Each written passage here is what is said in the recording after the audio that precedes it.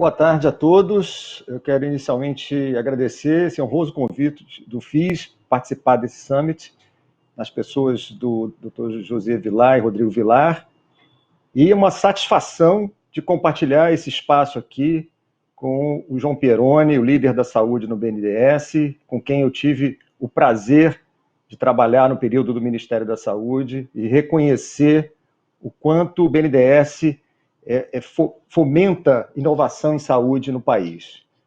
Só para dar alguns números antes de passar a palavra para o João, o BNDES já tem um histórico exitoso no país em termos do complexo industrial da saúde. Em termos gerais, entre 2010 e 2019, se não me falha a memória, quase que 6 bilhões de reais foram investidos em projetos de diferentes instrumentos financeiros, tanto fundos reembolsáveis, quanto fundos não reembolsáveis, participações acionárias, debêntures. Então, o BNDES tem um papel fundamental no fomento à inovação no país. E hoje nós vamos discutir aqui o fomento especificamente nos insumos da saúde, tão necessários, e essa pandemia nos mostrou o quanto nós precisamos ter uma estrutura própria, um complexo industrial pujante para fazer frente a isso. O Ministério da Saúde vem contribuindo com isso, essa parceria com o BNDES ela é muito sólida, e o BNDES, através principalmente de fundos, só para falar dos fundos não reembolsáveis, em torno de 10% do lucro cada ano do BNDES é investido em fundo não reembolsável, quer dizer, aquele sem contrapartida, exatamente para fomento das diversas linhas de produção, principalmente do fármaco no país, que é um insumo onde a gente tem uma dependência externa muito grande, há um desequilíbrio da nossa balança comercial nessa área.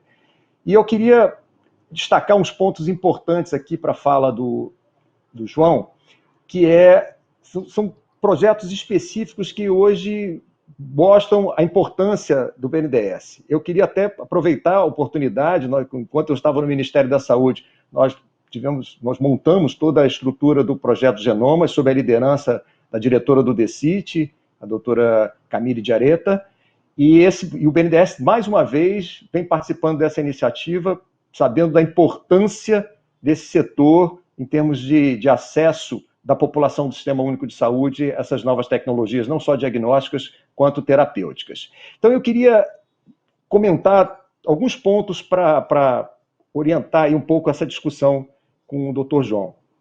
Primeiro, é o quanto o BNDES já se preocupava em relação ao fomento das IFAs. As IFAs que são tão discutidas hoje no país, o BNDES já tinha esse olhar, já fazia investimentos em empresas como a Nortec no país, para que nós tivéssemos independência nessa área, tão crítica nesse momento.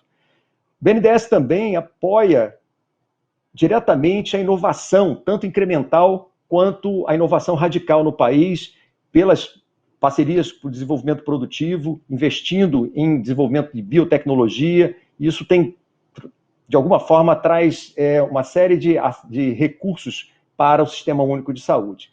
Mas eu queria algumas reflexões dele. Se a gente olha um case de sucesso no país, eu diria que na área aeroviária seria a Embraer. A Embraer é um case de sucesso, né? O Brasil é ponta em termos de aeronaves de médio porte, e isso se deu por uma articulação muito bem feita do governo, do Estado, um projeto de Estado, com o mercado e a academia. Eu queria uma reflexão dele, porque no momento que eu estive no Ministério da Saúde, ficou claro que havia um foco muito grande na produção, que a gente estimulasse a produção local. Mas nós temos uma etapa anterior, que é a pesquisa e desenvolvimento, que eu acho que é crucial para que a gente possa consolidar esse complexo industrial no país. E para isso a gente tem que trazer muito a academia para o nosso lado, para que a gente possa articular isso e avançar, não só na inovação incremental, quanto no desafio da inovação radical, que o país precisa realmente ocupar esse espaço, a exemplo de outras áreas, como agronegócio, prospecção de petróleo e a própria indústria aeroviária. Nós temos hoje capital humano para fazer isso, nós temos hoje instrumentos financeiros que são liderados pelo BNDES, nós temos academia pronta para isso, mas nós precisamos dessa articulação. E isso é um projeto de Estado, não é um projeto de governo. Então eu passo a palavra ao João Pieroni, mais uma vez, quero salientar É a grande satisfação de estar aqui com você hoje, João. Fique à vontade. Obrigado, Denisa. Bom, boa tarde a todos. Agradeço também o convite do Josier, Rodrigo, aqui de participar do Colmeia Summit. E um prazer estar com você também, Denizar, um craque aqui do tema de inovação da saúde, com uma experiência prática agora no Ministério também. Então, revê-lo, né, Denizar? Faz um bom tempo que a gente não se via aqui. Que bom que a gente pôde compartilhar aqui esse momento.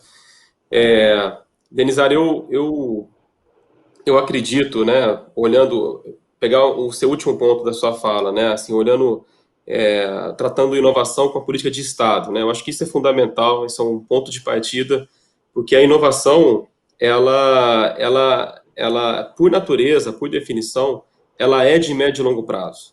Ela tem risco, ela tem incerteza, então a gente não é possível conceber políticas públicas que olhem apenas para o curto prazo quando a gente está discutindo inovação, quando a gente quer ver os efeitos daquelas políticas públicas na inovação.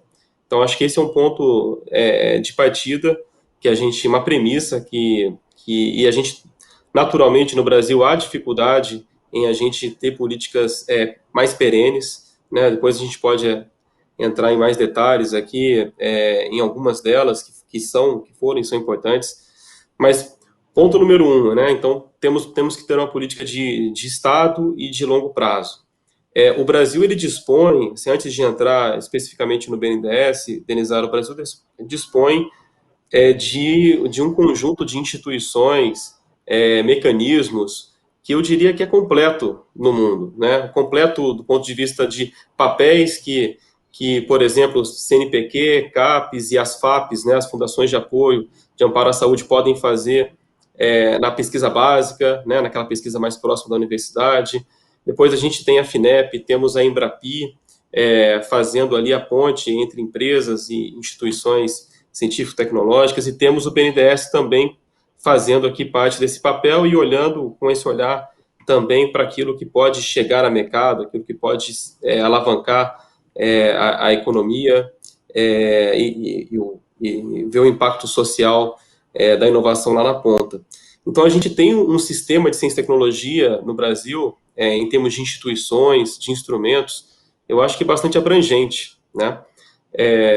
Então, temos que ter essa visão, por um lado, de Estado, de longo prazo, temos instituições, a gente vem tendo também dificuldades em relação ao orçamento das instituições, né?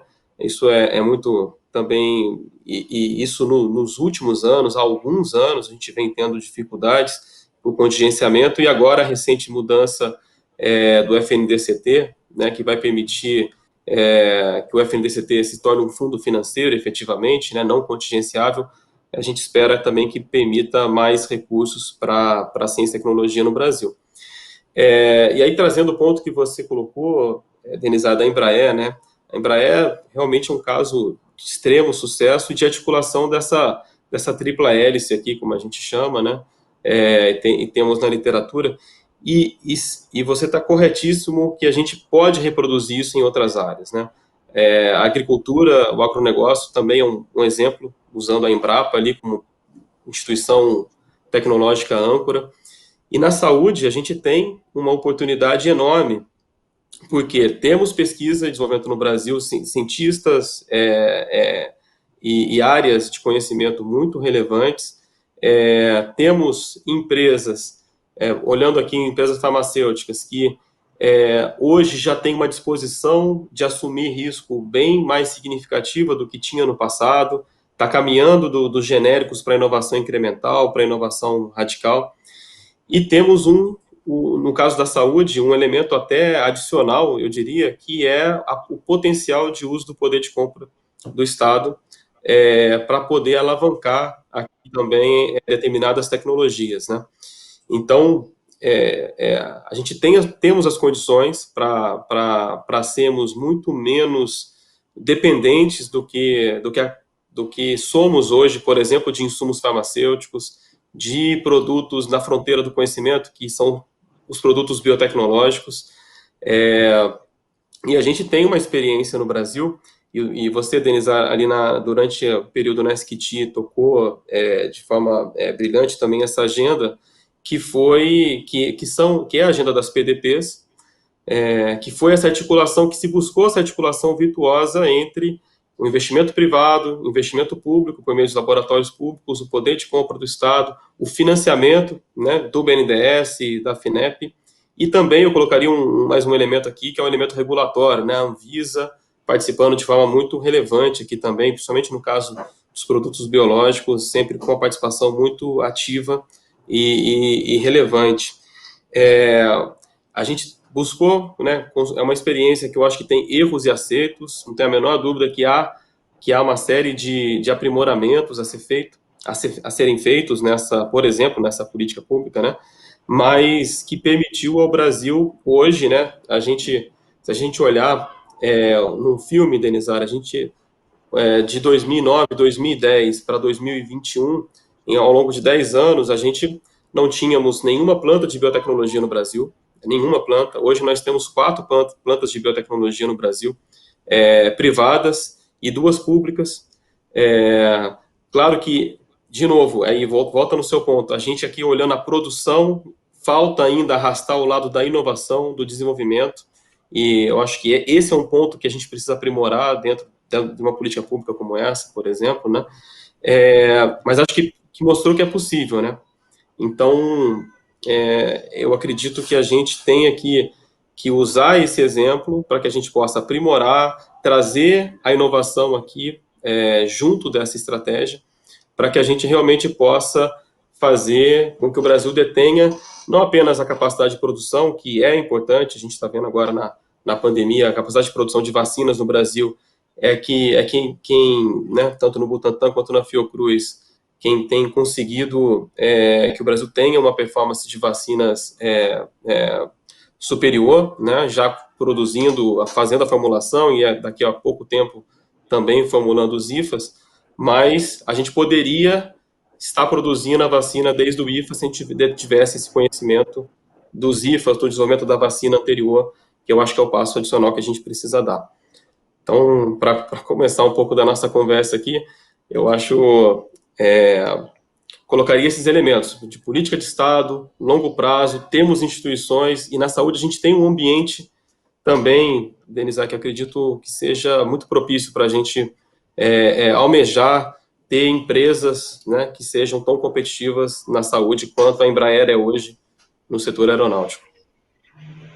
Muito bom, João. Eu quero aproveitar essa oportunidade e fazer esse recorte especificamente no complexo industrial, dessa parceria do Ministério com vários outros atores, inclusive o BNDES, e vocês participavam ativamente da política, tanto de PDP, que sem dúvida nenhuma eu concordo com você, há ajustes necessários a serem feitos, mas o saldo é muito positivo dessa política. O que isso favoreceu de acesso da população a novas tecnologias é um impacto fantástico. Porque esse é a nossa motivação principal, é realmente dar acesso através do SUS, e o Projeto Genomas tem esse intuito também, mapear a população do ponto de vista que nós temos uma característica multiétnica que exige um maior conhecimento da prevalência das doenças, e isso certamente a gente vai conseguir. Mas o que eu queria comentar contigo e ouvir um pouco da tua percepção é que a gente ficou meio classificado o complexo industrial como PDP. PDP é complexo industrial. A PDP é mais um dos instrumentos para isso. E nós tivemos a oportunidade, na chegada das vacinas para o SARS-CoV-2, inclusive de usar um instrumento já previsto em lei, que é a encomenda tecnológica. Lei de 2004, revista em 2018, e eu tive até a oportunidade, na minha parte final lá do Ministério, de receber, junto, novamente, com o DECIT, lá com a liderança da doutora Camille, a empresa, e começar a dar os passos iniciais da encomenda tecnológica, que eu vejo como um instrumento valiosíssimo para isso, porque aí a gente vai no caminho da inovação radical, né? É o Estado participando do desenvolvimento da tecnologia. Então eu queria uma reflexão tua, nesses outros instrumentos da política do complexo industrial da saúde. PDP tem seu papel muito relevante, nós temos que fazer esses ajustes, que você faz parte da política pública, ela tem que estar em melhoramento contínuo, mas desses outros instrumentos que estão hoje previstos. Perfeito, Denisa. Eu acho que você lembrou muito bem, né? A própria vacina de Oxford é uma encomenda tecnológica, né? Junto com a Fiocruz. E essa crítica, ela é totalmente correta, né? A política para o complexo industrial da saúde, ela tem que ir muito além da PDP. A PDP, ela é realmente uma das formas, e nos últimos anos, né, o olhar se voltou exclusivamente a ela, e a gente perdeu, talvez, algumas oportunidades de alavancar outros temas, e alavancar o tema da inovação, né? Porque a PDP, de novo, ela é uma inovação do ponto de vista de ter uma capacidade produtiva nova no Brasil, mas ela não é inovação do ponto de vista de novos medicamentos, ou novos equipamentos, novos produtos para a saúde, não disponíveis ainda na sociedade, né? E nesse aspecto, Denizar, eu acho que foi, inclusive, a gente tem hoje, né, novamente, a gente tem um marco regulatório que permite isso. A Política Nacional de Inovação em Saúde, a PNITS, ela define ali 3 principais instrumentos. A PDP é um deles, a encomenda tecnológica é outro, e a gente tem um terceiro que é a compensação tecnológica, né, o offset, para aqueles casos em que a gente tem, como foi feito na radioterapia, né, você tem 1 ou 2 produtores mundiais que você busca atrair para o Brasil a sua produção, desenvolvimento, com uma espécie de compensação ali por uma aquisição relevante de produtos, né? Como aconteceu com os aceleradores lineares. E a encomenda tecnológica, então a gente tem 3 instrumentos a serem utilizados. Se eu não estou enganado, talvez a vacina de Oxford tenha sido o primeiro contrato de encomenda tecnológica do Ministério, né? E então a gente tem um campo, Denisa, enorme aqui, porque o que isso organizaria, né? E aí olhando enquanto BNDES, e imagino que meus colegas ali de FINEP, Embrapi, outras instituições também fariam o mesmo. Se a gente tem uma encomenda tecnológica vinda, por exemplo, do Ministério da Saúde, né, que identifica exatamente uma demanda de saúde muito clara, uma tecnologia relevante para o país, eu acho que isso direciona, ele condiciona os esforços, né? Prioriza os esforços das demais instituições para que os recursos possam ir para aquela iniciativa, né? E a gente tenha todo esse caminho, seja do financiamento, mobiliza a Anvisa, mobiliza obviamente o próprio Ministério da Saúde, e a gente realmente consegue ter um resultado muito mais efetivo.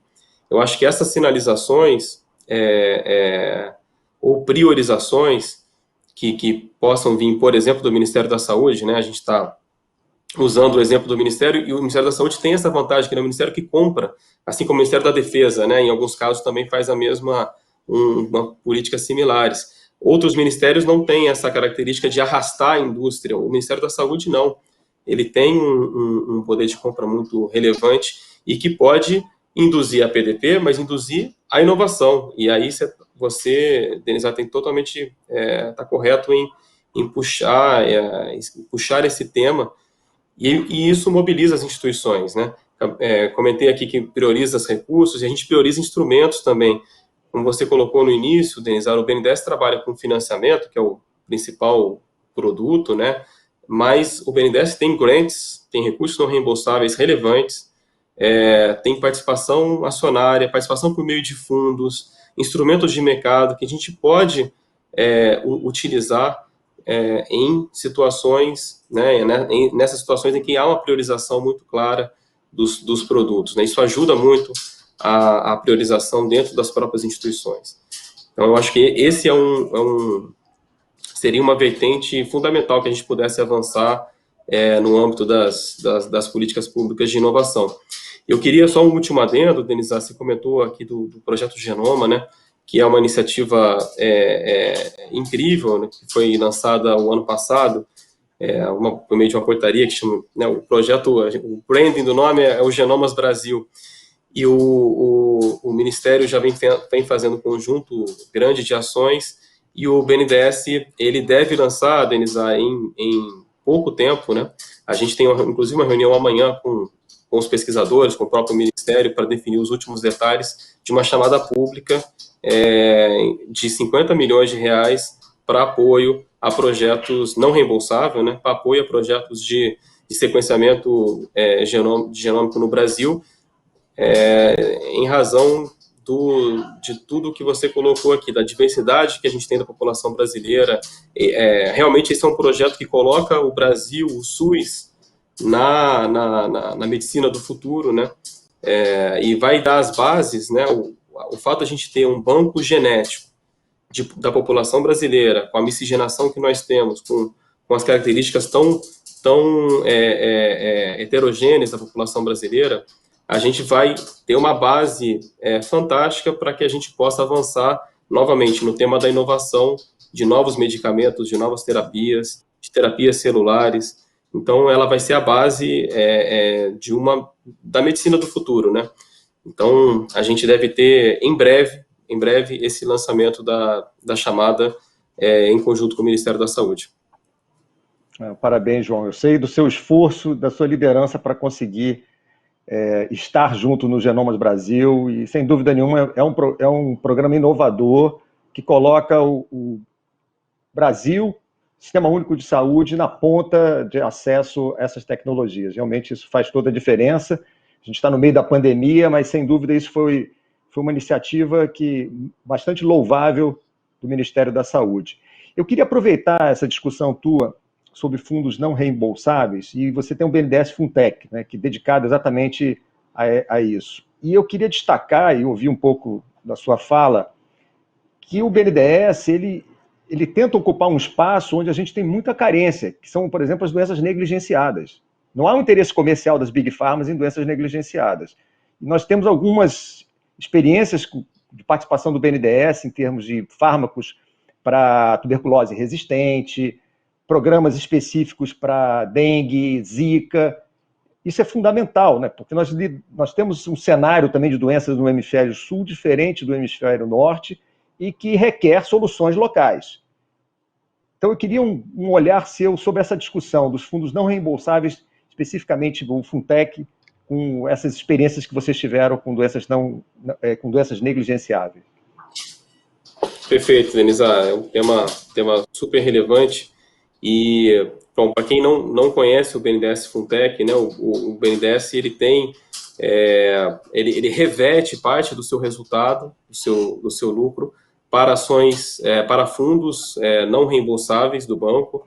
Um deles, né, são 4 fundos, um tecnológico, que se chama BNDES Funtech, justamente para alavancar a inovação no Brasil e a saúde dentro de todos os temas. Denisa, é a área que mais utiliza esses recursos não reembolsáveis de inovação, e a gente sempre teve um olhar para esse recurso, certamente é o mais nobre do banco, né, um recurso não reembolsável, que a gente realmente consegue alavancar iniciativas que não sairiam sem esses recursos, né?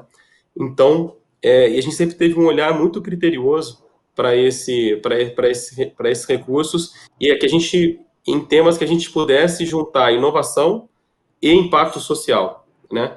E aí fica patente a importância, né, das doenças negligenciadas para o Funtech, onde, como você colocou, Denisa, o Brasil convive com essa carga tripla de doenças. A gente tem ainda um conjunto enorme de doenças tropicais, né, de incidência de doenças tropicais, transmissíveis. E então a gente tem um conjunto de projetos financiados, e a gente pretende lançar mais uma rodada de novos projetos também, de doenças como esquistossomose, a gente tem um projeto super interessante, né, para você nanoencapsular o praziquantel, esquistossomose, aderência em crianças. As crianças não tomam o medicamento porque ele é de um gosto amargo, terrível.